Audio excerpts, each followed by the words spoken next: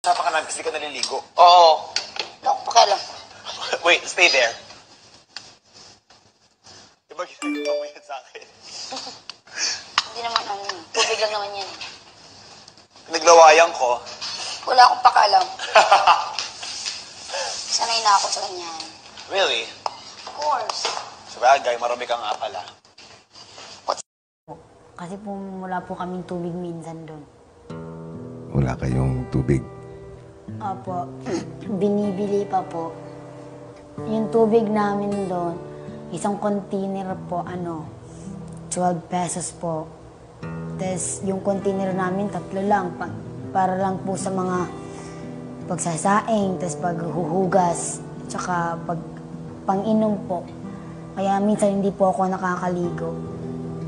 Kasi maliit lang po yung, yung mga container namin. Tapos tinitipid pa po namin yung tubig. Kasi minsan naglalaba din kami.